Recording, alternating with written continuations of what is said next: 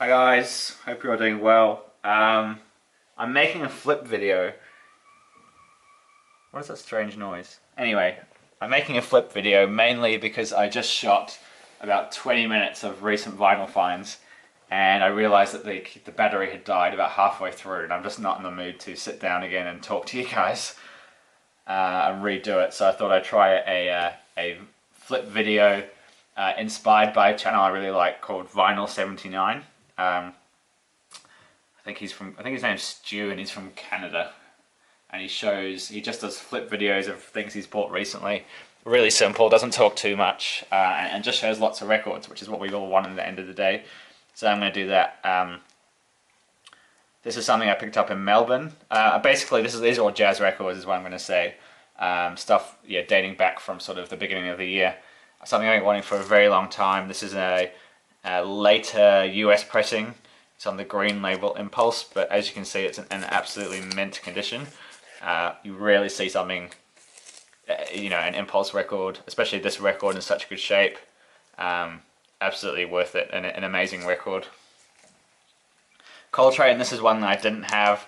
The track Out of This World is out of this world. It just blows me away. I think what I appreciate the most about it is Elvin Jones's drumming. It's just completely wonderful, really. Next one is Elastic Rock by Nucleus. It's a jazz, rock, funk record, I suppose, on Vertigo, featuring Ian Carr on a trumpet. It's a wonderful record. Original pressings come with a gatefold, but this is a Japanese press. It does have the die cut. And the Opie strip on the back, featuring Chris Spedding and Brian Smith, who is from New Zealand. There's a track called Taranaki, which references a mountain here in New Zealand. There you go, great record. This is a record that has had a bit of a resurgence in the VC since Teddy Eat Sleep Vinyl showed it. I know a lot of people have picked it up since, and it's absolutely worth it. I love this record. Steve Lacy playing Thelonious Monk.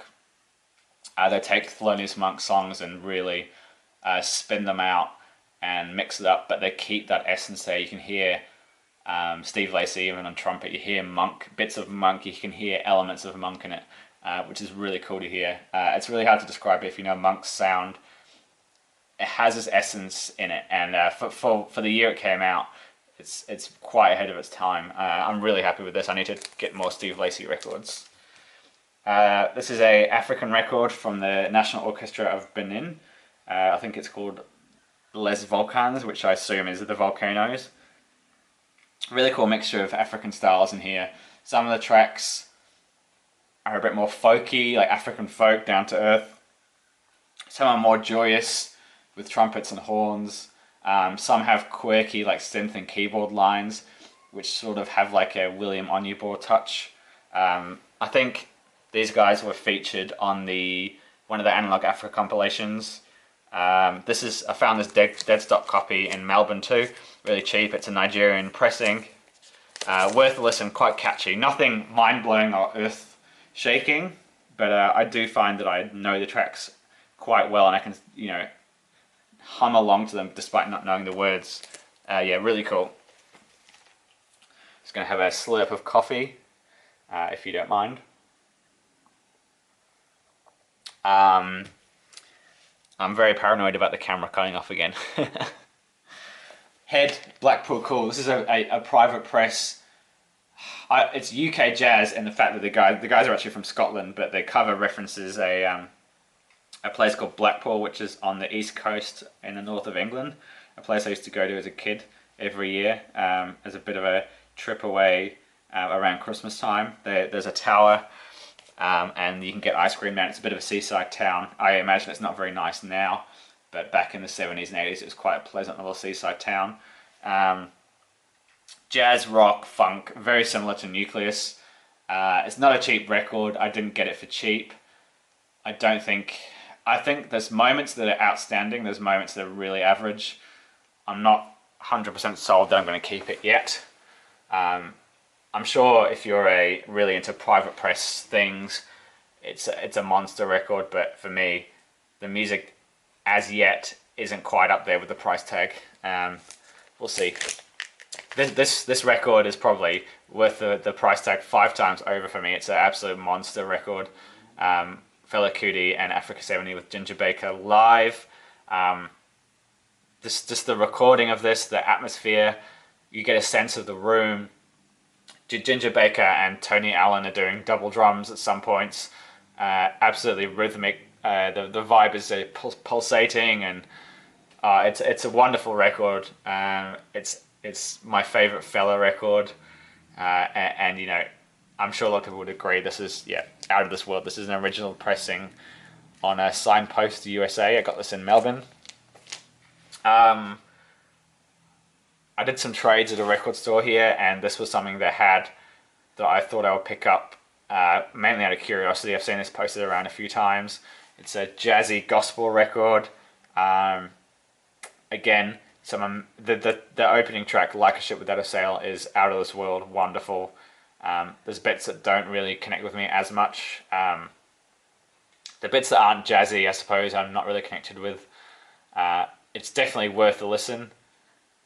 I'm not going to recommend it wholeheartedly, but that's just me, you know. Of course, other people will really enjoy it. It's good. I need to give it more time. Look at that artwork. I'm just smiling here off camera looking at it. I'm a really big fan of this band, Krakatoa, from Melbourne, Australia. This is their second EP. The first one came out a couple of years ago, and I know a few people picked it up. I've completely forgotten what it's called now. Water Under a Bridge, or Over a Bridge, or Water Near a Bridge, or something about a bridge. Anyway, this is Tharsis Montes on one side and Apogean Tide on the other. As you can see, they've got a really sort of like Greek mythology vibe going on here. Look at these dudes. This is really cool, spacey jazz funk. My girlfriend described it as like sex music. Take from that what you will. I really enjoy it, really funky. This came out, I think probably almost a year and a half ago. I was waiting to pick it up when I was in Melbourne. Unfortunately, it all sold out in Melbourne. I couldn't find it anywhere. I asked several record stores. They said it's long gone. And then I ended up finding it on a website here in New Zealand. It hadn't sold out yet, so really stoked to finally grab this. I really love this record. It's basically just an EP with 2 tracks on it, one on each side. They're about, I think each track is doesn't say, about 14 minutes each. Really great. If you can get that, I don't know if you'll be able to. Now the next 3 records, I already have this, but I found a mint condition, and as you can see, it is mint condition of this, an original pressing on black jazz. It's got the textured sleeve. The records are silent. It's basically a dead stock copy of it. I love this record. It's really beautiful, really nice, soulful jazz with sort of beautiful vocals. I have a weird bootleg reissue of this, so it's great to get an original of it in such good shape. They also had this one, which again is absolutely mint. Now these weren't cheap, but they, I would pay what a VG copy is going for, I'd say, online. And these are absolutely mint. The guy reckons he played them once, but to get them like this, you just never ever see them in this condition at all. I'm sighing because I don't think this one especially is musically that great. It's absolutely pleasant. It's nice. It gets a big price purely for the artwork, for the collectible label, blah blah blah. Don't spend up on this record. Try and find it cheap because it's fine. This one is slightly more interesting, has some good stuff going on. And again, I brought all 3 of these together at a record fair here when I was selling stuff. Weirdly, this was sitting there all day because I went at the end of the day after I sold my stuff to look around, and these 3 were sitting here and no one had bought them, which was very strange. Spring Rain. Probably, I know the Doug Kahn one inside out. This one is the one that I really enjoyed. Helvetica. There you go. Oh, I showed this one in my last video already. Wonderful experimental free jazz, absolutely ear-blowing stuff. Really cool. I won't talk about it too much. And the last one I showed in my live stream, Ictus by Andrea Santazzo and two other guys whose names I've forgotten. I have been listening a bit more to Andrea Santazzo lately. He's done a couple of records that I didn't know about with like Evan Parker and a lot of those UK free jazz guys, which is really interesting. I didn't realize that. This is an absolutely fantastic record. Weird jazz in almost, I want to say Sun Ra, but that's not even right. It's not the greatest recording, but the stuff they're doing is super interesting. Italian guys. It was originally released in '74, and this came out, I think, around 2016 on Wawa. I can highly recommend this. Really interesting. One of the favorite records I've picked up recently. So there you go. That was a bit of a flip video, probably quarter of the time of what it would be me talking about these in detail. I can highly recommend all of them. No, I can't. Apart from the a couple there that I talked about. I don't know why I said that. Thanks for watching, guys. I might do another flip video while I'm here and set up. We'll see how we go. But yeah, thank you for watching. Thank you for all your amazing comments in the last video. I really enjoyed interacting with you guys on it. It was a lot of fun to make. A lot of people have messaged me saying how great that intro was. And especially to Rodless, who made a response video, which I sat down and watched last night and I really enjoyed.